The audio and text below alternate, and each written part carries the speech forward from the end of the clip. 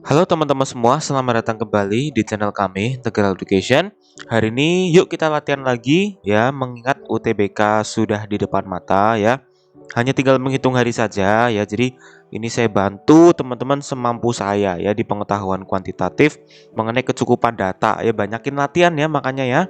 Nah, di sini saya punya 3 soal ya yang modelan-modelan apakah gini ya kan. Nah, ini sudah terbiasa belum yang gini-gini ya? Mari kita coba ya. Jadi ini ABC-an, hafal ya. Nanti di bawah saya tidak akan menulis ABC-an ini lagi, oke? Ya, langsung kita ke nomor 1 ya. Tapi sebelum ke nomor 1 ya, saya mau mengingatkan ini saya punya kelas ya. Jadi ada mata pelajaran biasa gitu ya. Terus UTBK juga ya, penalaran matematika. Dan di sini ada teman-teman kita ya yang sudah lulus di beberapa PTN. Ada UI ya, UGM, Undip gitu ya. Yuk kita lanjut ke nomor 1 ya. Jadi pertanyaannya, apakah X kuadrat plus 1 bilangan ganjil? Ya, datanya seperti ini. Ini pernyataan 1, ini pernyataan 2-nya. Nah, ingat teman-teman, kalau ketemu pertanyaan apakah, dia dikatakan menjawab kalau apa? Dikatakan menjawab kalau bisa memberikan kepastian. Ya atau tidak gitu kan? Kalau iya, iya, ya kalau tidak, ya tidak gitu. Teman-teman kalau belum paham, tonton video saya yang sebelumnya ya mengenai modelan pertanyaan apakah seperti ini. Nah, ya kita coba gunakan yang satu saja dulu deh ya. Jadi kita punya X adalah bilangan prima ya. Bilangan prima kan 2, 3, 5, 7, 11, 13, 17 gitu ya. Dan seterusnya. Nah, kita coba nih masukin ke X kuadrat plus 1. Apakah dia ganjil terus gak? Nah, saya coba yang X-nya 2 nih ya kan. Jadi 2 kuadrat tambah 1 gitu ya. Ini kan 5. Nah, ini adalah bilangan ganjil. Nah, jangan langsung dijawab ya gitu ya. Kita coba yang lain dulu nih, misalkan yang siapa? Yang 3 ya. Nah, untuk X sama dengan 3, ternyata apa? Hasilnya tuh 3 kuadrat plus 1 ya. Itu adalah 10. Nah, ini adalah bilangan genap. Nah, jadi ini nggak pasti ya. Nah, jadi ibaratnya kalau ditanya, apakah X kuadrat plus 1 bilangan ganjil kalau X-nya bilangan prima? Nah, belum tentu ya kan. Kalau X-nya 2, dia ganjil. Tapi kalau X-nya 3, dia genap gitu ya. Kalau X-nya 5, ya coba masukin 5 ke sini. 5 kuadrat tambah 1, 25 tambah 1 kan 26. Loh, genap lagi kan?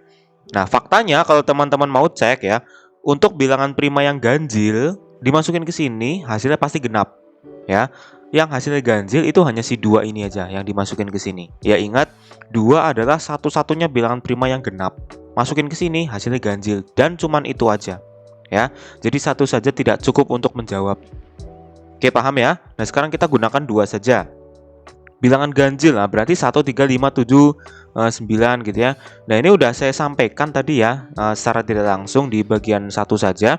Untuk setiap bilangan ganjil ya, saya masukkan ke sini, pasti hasilnya genap. Nah, kita lihat. Pas X-nya 1 ya, ketemunya 1 kuadrat tambah 1 jadi 2. Udah genap kan? Terus pas X-nya 3 jadi 10. Ini udah dihitung tadi ya. Pas X-nya 5 juga genap 26. Pas X-nya 7 mungkin ya kalau teman-teman mau coba 7 kuadrat tambah 1 itu kan 49 tambah 1 kan 50. Loh, genap semua kan? Nah, berarti apakah X kuadrat plus 1 bilangan ganjil kalau X bilangan ganjil? Nah, jawabannya adalah tidak, ya kan? Dia adalah bilangan genap. Nah, jadi itu merupakan kepastian. Ya. Ini bukan bilangan ganjil loh, tidak gitu ya. Ini adalah bilangan genap nih, akan selalu genap. Ya. Jadi 2 saja itu cukup untuk menjawab. Ya, kalau 1 saja tidak cukup menjawab, 2 saja cukup menjawab, jawabannya yang mana? Yang B ya. Gitu. Nah, sekarang perhatikan teman-teman. Ini saya kan udah bilang di sini untuk X sama dengan 7, 9, 11, 13 dan bilangan-bilangan ganjil seterusnya, nilai ini akan selalu genap. Nah, tapi bisa nggak kita mau membuktikan? Ini kita iseng aja sih ya. Sebenarnya kita udah selesai nih bahas nomor 1. Cuman kita iseng aja. Nah, boleh nggak sih kita buktikan secara umum kalau untuk setiap bilangan ganjil X gitu ya, bahwa ini akan selalu genap. Bener nggak? Nah, ini saya mau catatan tambahan ya. Jadi buktikan untuk setiap X bilangan ganjil, nilai X kuadrat plus 1 selalu genap. Nah, kalau tadi kita nyobanya manual satu-satu ya kan. Tapi kita sekarang buktikan untuk setiap bilangan ganjil X. Nah, ini teman-teman pernah belajar nggak nih definisi bilangan ganjil dan genap? Nih, X adalah bilangan ganjil jika terdapat bilangan bulat K sehingga X sama dengan 2K plus 1. Nah, itu bilangan ganjil. Sementara Y adalah bilangan genap jika terdapat bilangan bulat L sehingga Y sama dengan 2L. Paham nggak maksudnya? Contoh nih. 9. Kenapa 9 itu bilangan ganjil? Ya karena terdapat bilangan bulat yaitu 4. Sehingga 9 itu sama dengan 2 kali 4 tambah 1. Nih lihat definisi bilangan ganjil kan ini. 2K plus 1, nah K-nya itu 4. Ya, 9 sama dengan 2 kali 4 tambah 1. Gitu. Nah, lalu 14 bilangan genap. Kenapa? Karena terdapat bilangan. Nah, ini bilangan ya. Bilangan ya. Terdapat bilangan bulat yaitu siapa? 7. Sehingga 14 itu adalah 2 kali 7 nih. Kan 2L. Nah, L-nya tuh 7 gitu ya maksudnya ya. Nah, jadi sekarang kalau teman-teman sudah belajar matematika yang advance gini ya, ditanya bilangan ganjil itu apa? Nah, bilangan yang tidak habis dibagi 2. Itu kalau anak SMA ya kan? Bilangan genap itu apa? Bilangan yang habis dibagi 2. Itu anak SMA. Nah, sekarang kalau matematika yang advance gimana bilangnya? Ya, bilangan ganjil adalah kalau kita bisa temukan K sedemikian sehingga X sama dengan 2K plus 1. Contohnya 9 ini. K-nya berapa? Ya si 4 ini. Gitu ya. Terus bilangan genap itu apa? Jika kita bisa temukan bilangan bulat L sehingga Y sama dengan 2L. Nah, dalam hal ini 14, L-nya siapa? 7. Ini ya. 2 kali 7. Oke, paham ya? Nah, sekarang kita akan balik ke soal. Karena X bilangan ganjil, berarti X sama dengan 2K plus 1 kan ini kan? Nah, 2K plus 1 ini mau saya substitusikan ke sini. X kuadrat plus 1. Ya, jadi saya dapat seperti ini nih, yang panjang ini ya. Ya, pokoknya ini dijabarin lah ya. Ini saya percaya teman-teman bisa jabarinnya. Ini 2K plus 1 ya, saya kuadratkan. Jadi 4K kuadrat plus 4K plus 1 ya. Kemudian ini plus 1 ngikut di belakang. 1 tambah 1, 2. Jadi gini ya. 2-nya saya keluarkan. Ini 4, 4, 2. 2-nya saya keluarkan ya. Jadi 2K kuadrat plus 2K plus 1. Nah, perhatikan. Ini kan definisi bilangan genap ya. 2 dikali sesuatu. Nah, ini 2 kali sesuatu ini ya. Ini baratnya tuh kayak 2L. Ini 2L. Tapi L-nya saya tulis K di sini ya. Mau L mau K sama aja ya. Intinya apa? Bentuk ini X kuadrat plus 1 itu adalah 2 kali angka gitu ya. Nah, angka ini nggak harus L ya. Bisa aja saya misalkan K kecil kayak gini ya. Gitu. Nah, pokoknya kalau muncul 2 kali sesuatu berarti dia bilangan genap. Gitu. Karena X kuadrat plus 1 sama dengan 2K, dengan K-nya adalah yang ini ya, maka X kuadrat plus 1 bilangan genap. Jadi terbukti ya bahwa untuk setiap bilangan ganjil ya, X kuadrat plus 1 adalah bilangan ganjil.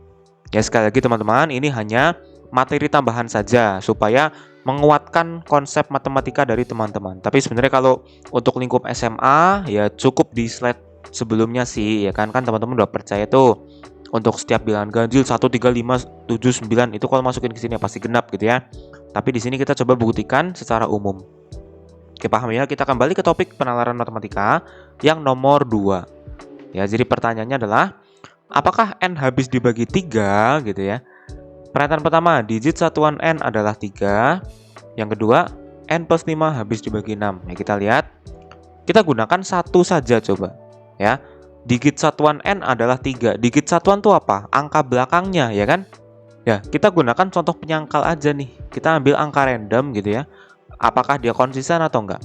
Kita ambil sembarang bilangan yang digit satuannya 3. Nah, contoh 23 nih. 23 kan digit satuannya 3. Ya kan? 23 itu tidak habis dibagi 3.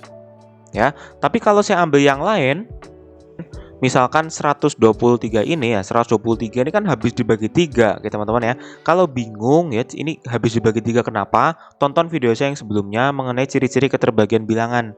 Ya, ciri-ciri bilangan habis dibagi 3 itu adalah jumlah digit-digitnya habis dibagi 3. Ya, jadi 123 ini habis dibagi 3. Nah, jadi tidak semua yang digit satuannya adalah 3 itu habis dibagi 3 atau tidak habis dibagi 3. Jadi belum tentu ya. Jadi satu saja tidak cukup menjawab. Oke, paham ya? Nah, sekarang untuk yang 2 saja. Nah, kita lihat 2 saja. N plus 5 habis dibagi 6. Nah, perhatikan karena N plus 5 habis dibagi 6, maka apa? Berarti N-nya itu kemungkinannya ini nih, 1, 7, ya, 13, 19. Kenapa kayak gini? Kita lihat. Kalau N-nya saya substitusi 1 nih, ya kan? 1 tambah 5 kan 6. Nah, 6 habis dibagi 6. Terus berikutnya 7 ya. 7 saya masukkan ke sini ya. 7 tambah 5 gitu ya.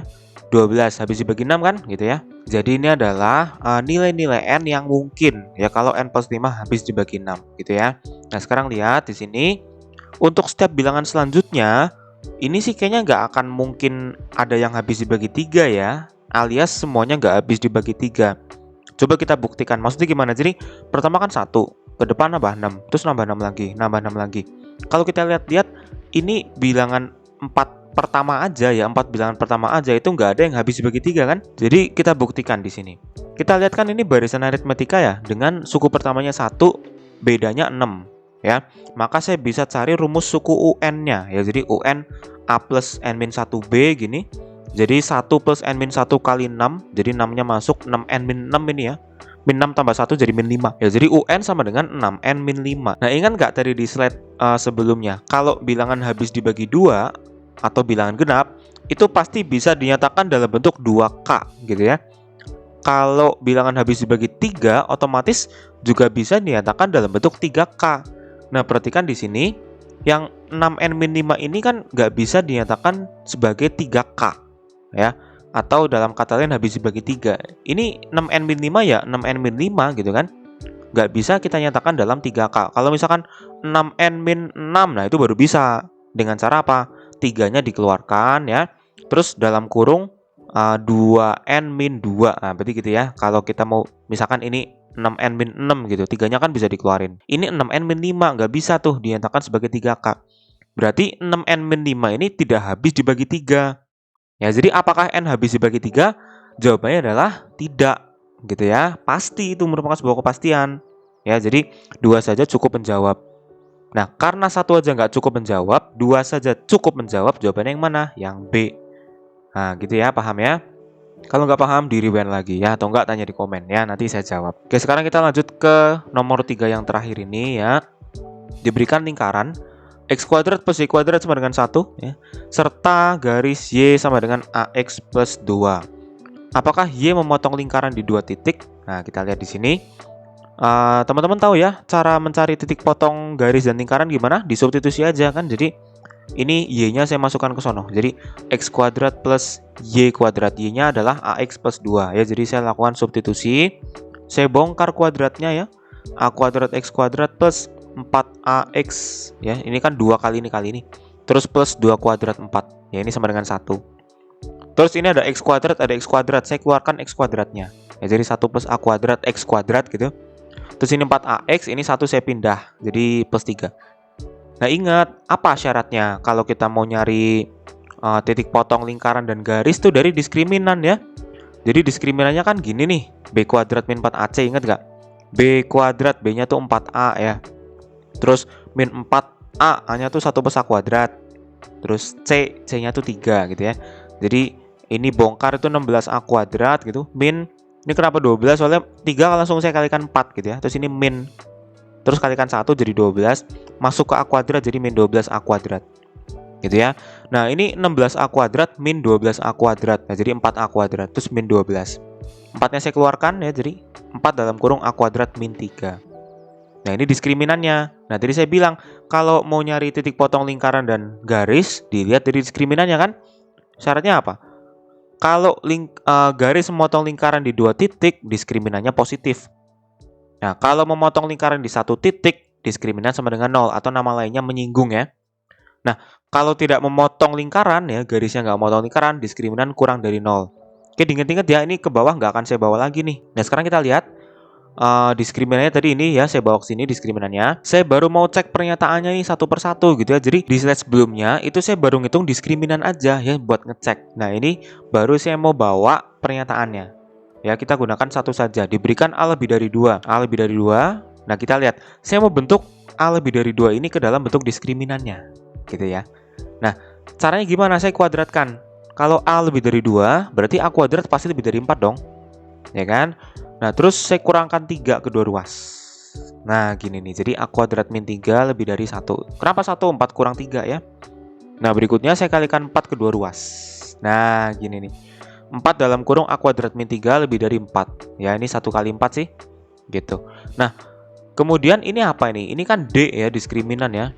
Berarti diskriminan lebih dari 4. Nah, berarti untuk setiap A yang lebih dari 2 gitu, diskriminannya selalu lebih dari 4. Nah, ini adalah lebih dari 0, positif ya kan? Berarti garis akan selalu memotong lingkaran di 2 titik. 1 saja cukup untuk menjawab. Yuk, 2 saja. Diberikan A kurang dari 1. Nah, ini nih yang mencurigakan nih di sini nih.